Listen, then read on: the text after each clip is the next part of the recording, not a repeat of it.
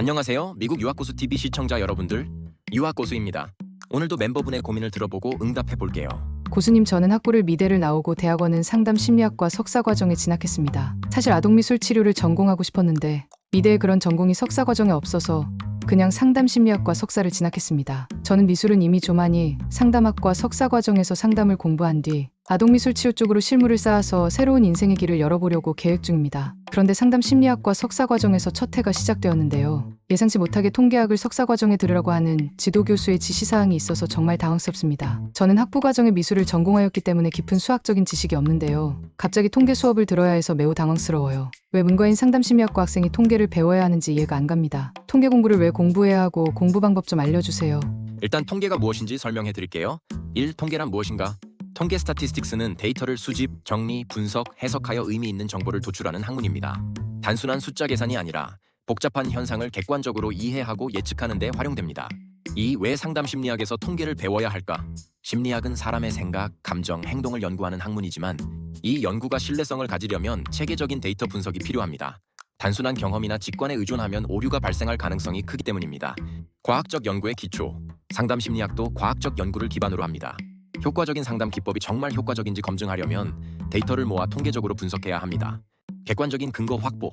예를 들어 인지행동치료 CBT가 우울증 환자에게 효과적인가? 라는 질문이 있을 때 실제로 치료를 받은 사람들과 받지 않은 사람들의 데이터를 분석하면 단순한 경험이 아니라 객관적인 증거로 효과를 평가할 수 있습니다. 심리검사 해석 능력. 심리상담에서는 MMPI, BDI 우울증 척도, MBTI 같은 심리검사를 활용하는 경우가 많습니다. 이 검사들은 모두 통계적 기법을 사용해 신뢰도와 타당도를 확보합니다. 통계를 모르면 이러한 검사 결과를 올바르게 해석하기 어렵습니다.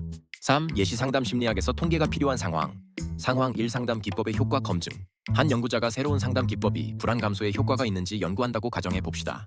실험군 새로운 상담 기법을 적용받은 그룹, 통제군 기존 상담 기법을 적용받은 그룹, 두 그룹의 불안 점수를 비교하여 통계적으로 유의미한 차이가 있는지 분석해야 합니다. 두 번째 상황, 심리검사 결과 분석. 심리검사에서 우울증 점수를 조사했는데 A집단 일반인과 B집단 우울증 진단을 받은 사람들의 평균 점수가 다르다고 가정해 봅시다. 평균만 보고 차이가 있다고 단정할 수 없고 통계 분석을 통해 차이가 우연이 아닌지를 검증해야 합니다. 이럴 때 사용되는 통계 분석법은 T-검정, 아노바 같은 통계 분석이 있는데 아직 이런 것을 공부할 타이밍은 아니고요.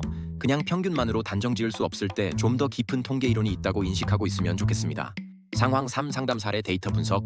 한 상담센터에서 내담자의 상담 횟수와 만족도를 조사한 결과 상담 횟수가 많을수록 만족도가 높다는 경향이 발견되었다면 이것이 우연한 현상인지 실제로 의미 있는 관계 상관관계가 있는지 분석해야 합니다. 4. 결론. 통계를 배우는 이유는 단순한 숫자 계산이 아니라 상담 기법과 심리검사의 신뢰성을 확보하고 과학적인 근거를 바탕으로 내담자를 도울 수 있기 때문입니다. 통계를 이해하면 상담 효과를 평가하고 보다 객관적이고 체계적인 상담을 제공할 수 있습니다. 처음에는 어렵게 느껴질 수 있지만 상담 심리학에서 통계는 필수적인 도구입니다. 필요한 개념만 익히면 실무에서도 유용하게 활용할 수 있으니 너무 부담 갖지 말고 차근차근 배워보세요. 그럼 통계 공부를 하는 법 알려드릴게요. 개인적인 생각으로 대학에서 배우는 통계학 수업은 쓸데없는 어려운 이론을 너무 많이 가르칩니다. 실제로 박사과정에서 쓰는 대부분의 이공계 데이터 분석 논문에서조차 딱 3가지 개념만 알면 통계는 끝납니다. 인문학 논문에서도 마찬가지라고 생각합니다. 특히 님은 통계의 지식이 없기 때문에 제가 말씀드린 3가지 개념만 집중해서 파고드세요. 나머지 개념들은 부가적인 개념입니다. 통계의 기본 3대 개념을 정리해봅시다. 통계를 공부할 때 가장 중요한 개념인 평균 민, 별량 베리언스, 표준 편차, 스탠다드 디비에이션을 쉽게 설명해 드릴게요. 첫째, 평균의 민. 여러 개의 숫자를 더한 후 개수로 나눈 값. 쉽게 말하면 여러 개의 숫자 데이터를 대표하는 값입니다. 예를 들어 5명의 수학 점수가 70, 80, 90, 85, 75라고 하면 평균은 70 더하기 80 더하기 90 더하기 85 더하기 75를 5로 나누면 되겠죠. 그럼 답은 80입니다. 즉, 이 5명의 평균 점수는 80점입니다. 영문 용어 민을 꼭 기억하세요. 둘째, 별량 베리언스.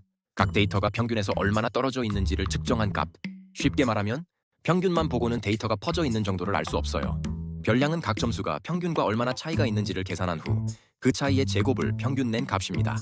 예를 들어 위에서 구한 평균 80과 개별 점수의 차이를 보면 70 평균보다 10 낮음, 80 평균과 같음 0, 90 평균보다 10 높음, 85 평균보다 5 높음, 75 평균보다 5 낮음. 이 차이들을 제곱해서 평균을 구하면 별량이 됩니다. 영문 용어 베리언스를 꼭 기억하세요. 셋째, 표준 편차 스탠더드 데비에이션 SD. 별량 베리언스의 제곱근. 쉽게 말하면 별량은 단위를 제곱해서 계산하므로 다시 원래 단위로 돌리기 위해 제곱근을 씌웁니다. 표준 편차가 크면 데이터가 평균에서 멀리 흩어져 있다는 뜻이고 표준 편차가 작으면 데이터가 평균 근처에 몰려 있다는 뜻입니다. 예를 들어 시험 점수가 70, 80, 90, 85, 75처럼 퍼져 있으면 표준 편차가 크고 시험 점수가 78, 79, 80, 81, 82처럼 평균 80 근처에 몰려 있으면 표준 편차가 작음. 영문 용어 Standard Deviation SD를 꼭 기억하세요. 요점을 복습해 봅시다. 평균은 영어로 mean이고 데이터를 대표하는 값입니다. 별량은 영어로 variance이고 데이터가 평균에서 얼마나 떨어져 있는지 측정한 값입니다. 표준 편차는 영어로 Standard Deviation이고 별량의 제곱근으로 계산하고 데이터의 흩어진 정도를 나타냅니다. 예제 시험 점수 분석 5명의 수학 점수가 70, 80, 90, 85, 75라고 할 때 평균 매한 80점, 별량 variance 평균과의 차이를 제곱한 값의 평균, 표준 편차 Standard Deviation 별량의 제곱근. 이렇게 통계를 활용하면 학생들의 점수가 얼마나 다양하게 퍼져 있는지 알 수 있고 상담 심리학에서도 심리검사 결과를 해석할 때 중요한 역할을 합니다. 일반적으로 문과 공부의 대학원에서는 SPSS라는 통계 프로그램에 측정 데이터를 집어넣고 통계값을 도출해서 논문에 쓰는 것만으로 충분합니다. SPSS라는 통계 프로그램을 꼭 배우세요. 하지만 이공계 학생들은 보통 대학원에서 통계가 필요하면 직접 코딩해서 사용하는 경향이 있습니다. 이공계 학생들 같은 경우는 매틀랩이라는 수치 해석 프로그래밍 언어를 이용해서 직접 코딩하기도 하지만 일반적으로 인문계 대학원 학생들은 잘하지 않는 방법입니다. 추가적으로 통계학 박사과정 학생들은 R이라는 통계 전용 프로그래밍 언어를 사용해 프로그래밍하기도 합니다. 하지만 저는 님에게 SPSS를 배우기를 추천합니다. SPSS의 평균 계산하기, 별량, 표준 편차를 계산하는 기능을 꼭 익히세요. 그럼 다음 시간에 또 뵐게요.